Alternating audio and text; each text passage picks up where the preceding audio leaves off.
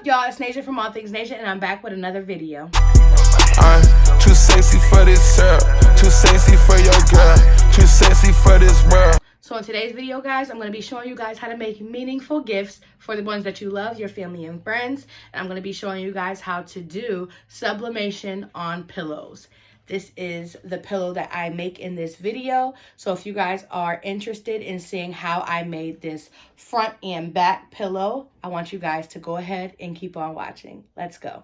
So this one is really easy, you all. Basically what my client wanted is she wanted this logo onto a pillow. So I'm going to actually do front and back for the logo. I'm going to put the full logo and then I'll show you guys what I mean. So this is the name of the college. So what I'm basically doing is finding PNGs that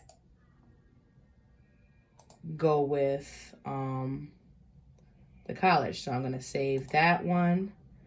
And then I need the one that has the full logo. And it's actually already a PNG. So I'm just going to save it. And then what I'm going to do is I'm going to go ahead and click on them.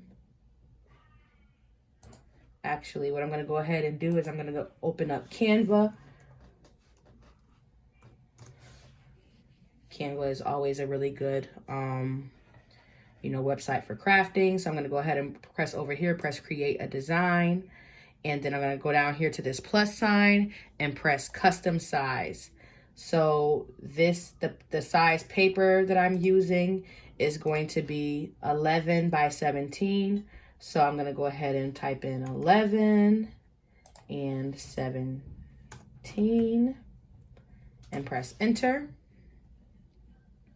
The pillows that I am using are 20 inches by 20 inches. So this will be a perfect size for the project. So I'm going to go over here to photos. Actually, I'm going to go over here to uploads. Sorry, press uploads and press upload media. Now I'm going to go ahead and press both of those photos and press open. Now both of the photos are added to my uploads. So first I'm going to work on this one because this background has not been removed. So I'm going to press on that picture and then I'm going to go ahead and press over here and press edit image. And then I'm going to press background remover, BG remover. This is Canva Pro. So if you don't have Canva Pro, I don't know if it's allowed, but I think that it is just on Canva Pro. So I'm actually going to go ahead and make that image as big as I can.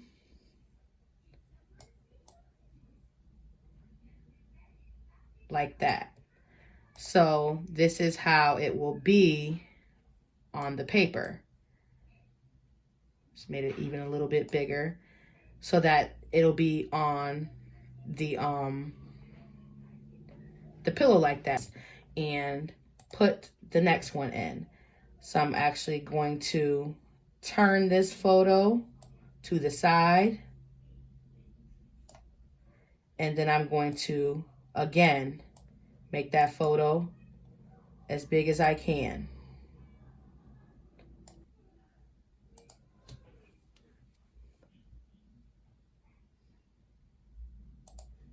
And now what I'm going to do is actually get out of there. I'm going to minimize this. And what I'm going to do is go down here to this little folder, go to my downloads, and I'm going to drag and drop into my Sawgrass print manager. And actually, I just realized that what I said was wrong. You do not need to mirror the image in Canva because the image will be mirrored automatically when you drop it into your print manager. So I'm going to flip it back horizontally and then press download. And then I'm going to go ahead and click it in backspace and then redo this one.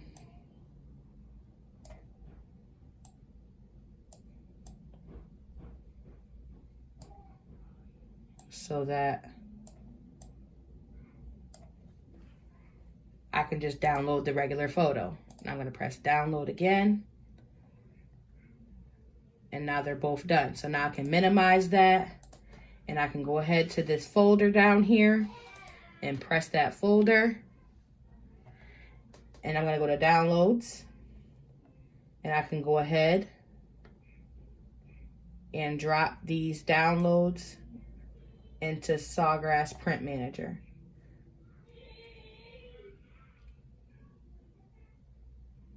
And you're gonna see that it automatically flips the download by itself. See, it went ahead and flipped it. So now the design is in Print Manager, and it's telling me that it is going to be the size of 10.9 by 16.9, which is basically 11 by 17 with the margins included. The substrate is polyester, so that does not need to be changed. It is mirrored. All of this is correct. So what I can go ahead and do is press print for that one. And then I'm gonna go ahead and add in the next design into Sawgrass Print Manager. And it went ahead also and told me how big it's going to print. It is mirrored, it is polyester, the layout is 11 by 17. And I can go ahead and press print for that one also. When it prints out, it will print a dull kind of color, but when the heat is added, it will definitely be very vibrant and be much nicer. This is the first pillow.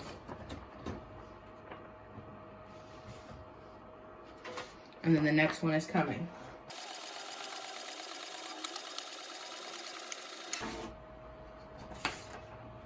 And this is what the second one looks like. That'll be on the back of the pillow. I'm about to go ahead and prepare the pillowcase to be pressed. So what I'm doing is I'm placing, excuse me, some parchment paper inside of the pillowcase so that the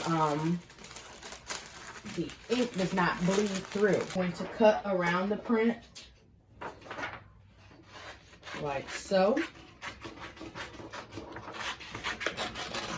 The mistake that I made with the full print. So I got it placed where I wanted it placed. I'm gonna go ahead and grab some heat tape. Doesn't take much, just wanna make sure that it doesn't shift.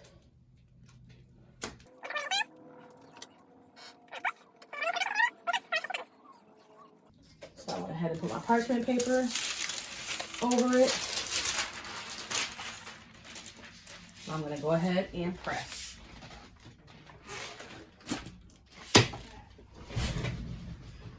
And since this is a semi-auto press, it will come up after the 60 seconds are over.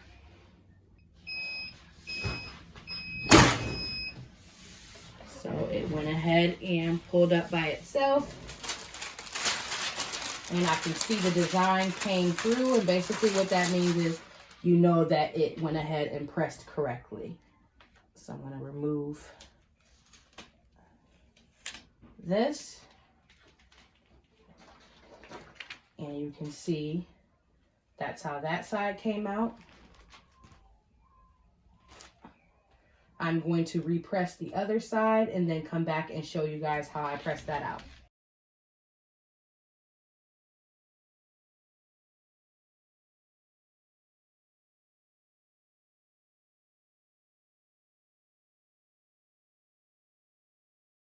Go ahead and grab my parchment paper, and I'm going to go ahead and press for 60 seconds while I get my actual pillows ready. Try to fluff it up a little bit. And that finished. Go ahead Let some of the steam come up off of it.